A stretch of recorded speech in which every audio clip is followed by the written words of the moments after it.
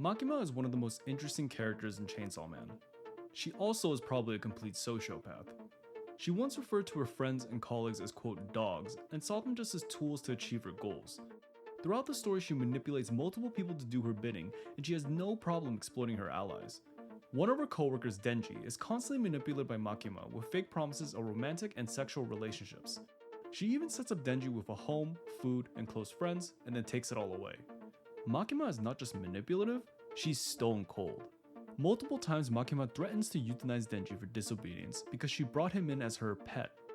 Now how can someone so easily threaten just to kill someone? While ignoring her mental state, she also has the strength to do what she wants. During an event where multiple assailants attempted to kill both Makima and her colleagues, Makima from all the way in Kyoto is able to literally crush multiple assailants all the way in Tokyo. She even seems to be invincible and in one instance survives a gunshot wound to the back of the head. But why is someone so controlling, so powerful, and so ruthless doing all this? Well, some might say she's just a sociopathic power-crazed maniac, or it might just be she's a fan.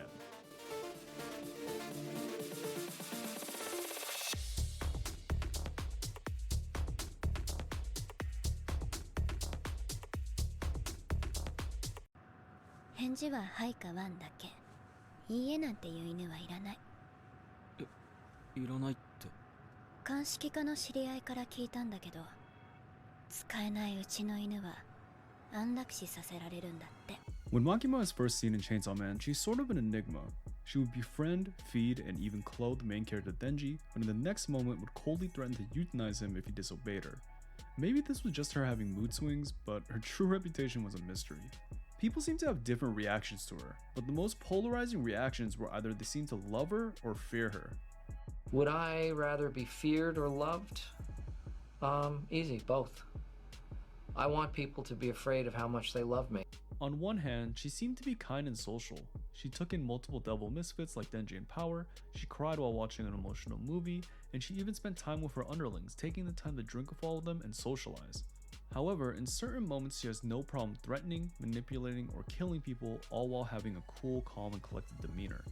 In her first few interactions with Denji, she has no problem manipulating him with sexual or relational promises in order to get him to do her bidding. At one point, she even lets Denji touch her boobs, and then asks him to kill one of the strongest devils in the world. Now Makima herself is incredibly strong, and the few times she fights, she seems to have no equal. During the Katana Man arc, an assailant shoots Makima in the back of the head, but she somehow seems to revive from the wound. She then proceeds to brutally murder her assailants, and then goes off to help her colleagues that are also being attacked. From all the way in Kyoto, Makima is able to systematically crush multiple assailants in Tokyo. Another example is when Makima kills renowned assassin Quan Chi. During the International Assassins arc, Quan Chi was shown to be extremely strong. She had superhuman strength, powerful demon abilities, and was near immortal. Most of the devil hunters were no match for her and struggled to deal with her. However, in the end when Quan Chi has to face Makima, she immediately surrenders, only asking Makima to spare her allies. Makima pays no attention to this, states a corpse is walking, and immediately slices off all their heads. Makima is just that powerful.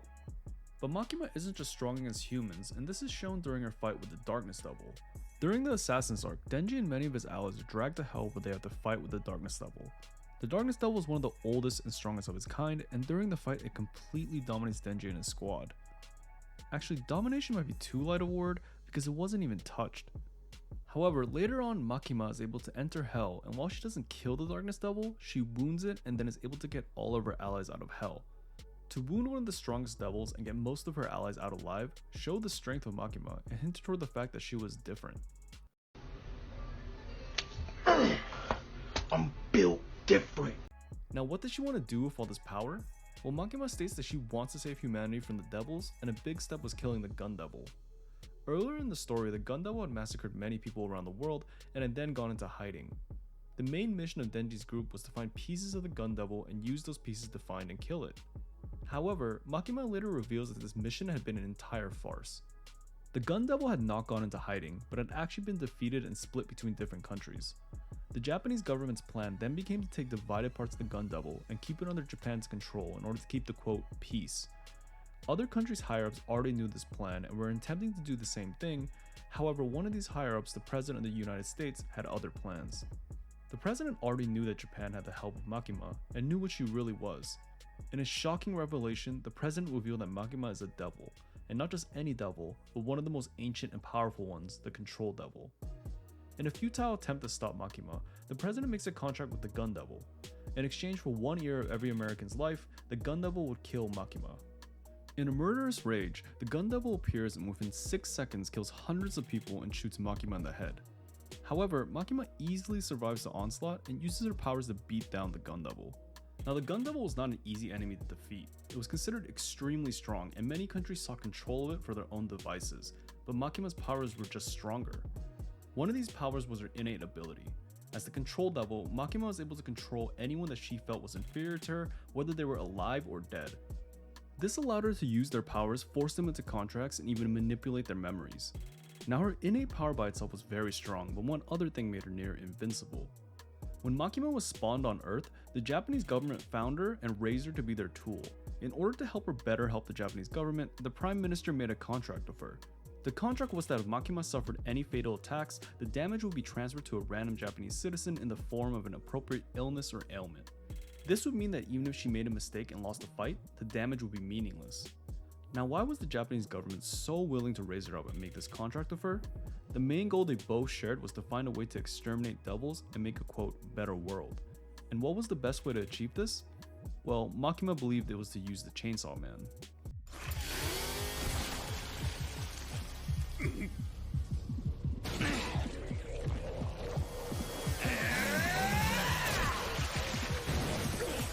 Known as the hero of hell, he would help any devil that cried out for help, and even through countless battles he would always get back up. This characteristic would make devils hate and fear him, but it would also gain him fervent fans. Now, besides his never give up spirit, Chainsaw Man also had a unique and incredibly strong power. Whenever Chainsaw Man would eat a devil, that devil would be erased from existence. This meant that the devil would not only cease to exist in the future, but for most people they would forget the devil ever existed. Because of this, Makima theorized that if she could gain control of Chainsaw Man, she could use his power to create a better world. Now, this plan could work, however there were two major issues. One, Makima was actually a fan of Chainsaw Man. Because of this, she didn't see him as inferior and couldn't outright control him. To overcome this, she would have to find a way to defeat him and have him submit to her. Second, the devil that made of Chainsaw Man, Pochita, was attached to and had a contract with the main character Denji. The contract between them was that in exchange for Pochita giving his heart to Denji, Denji would live and show Pochita a normal life. Because of this, Makima couldn't control Chainsaw Man without severing that contract. So Makima started to create a sadistic plan. The goal of this plan was to hurt Denji so badly that he could never live a normal life. This in itself was very difficult to do, as Denji had been satisfied with his horrid life before he had met Makima, so Makima had to go the extra mile.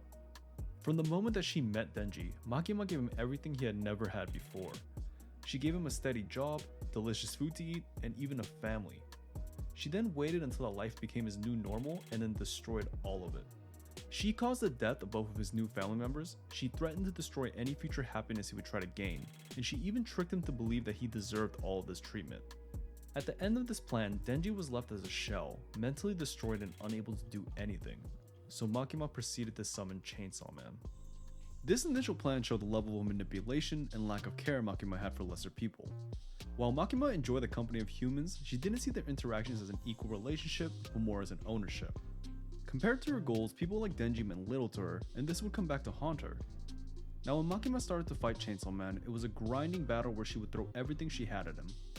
Initially, she was able to defeat Chainsaw Man. However, through a series of events, Denji was able to revive and run away to prepare for a final fight.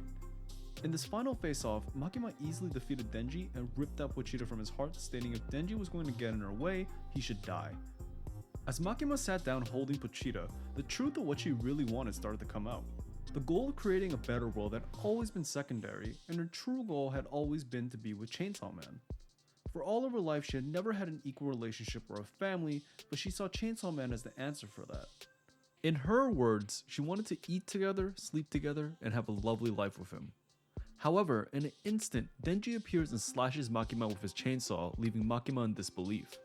After a brief back and forth where Denji states that he has no illusion that this was enough to kill her, he seemingly takes her somewhere else. This moment is where Makima's apathy and indifference toward Denji came to bite her. I'm in danger! Before the final fight with Makima, Denji had separated Pochita from his body. By doing this, Pochita took form as Chainsaw Man, and while Pochita and Makima fought each other, Denji waited for his moment to strike. Now the way Makima recognized people was not through their face, but through their smell. For people that she was interested in or cared about, she took the time to memorize their scent, but because she never cared for Denji, she hadn't bothered to memorize his. Normally Makima would have been able to deal with Denji, but because of her indifference to him, she let her guard down. Now after Denji slashes Makima, he finds a way to get past her contract. While he couldn't fatally harm her, he finds another way to get past that, and it's by eating her. Yes, eating her. Like Denji had a multiple day, multiple course meal consisting of just Makima. From things like steak to mystery stew, Denji ate it all, and it ended up working. For Denji, he had no intention of hurting Makima, and he saw eating her as a way to become one with her. Now one way or another, Denji's idea works, and Makima truly is defeated. However, the control devil is reincarnated as a girl named Nayuta. Denji is given Nayuta, and to avoid her becoming Makima 2.0, he takes her in and tries to give her the relationships Makima never had. Now as manipulative and sociopathic Makima's story was, there was a bit of sadness to it. From a young age, she was basically raised to be a weapon for the Japanese government. The government didn't need her to be empathetic or have familial relationships, they needed her to act as a weapon. She was raised to be cold, ruthless, and get results, nothing else. However, Makima deep inside didn't want to be a weapon. She wanted a family and she saw exactly that in Chainsaw Man. Truly the biggest Chainsaw Man fan. 俺マキマさんと一緒に仕事すんじゃないんすか。そんなわけないだろ。お前とマキマさんとでは格が違う。見回り行くぞ。やだマキマさん。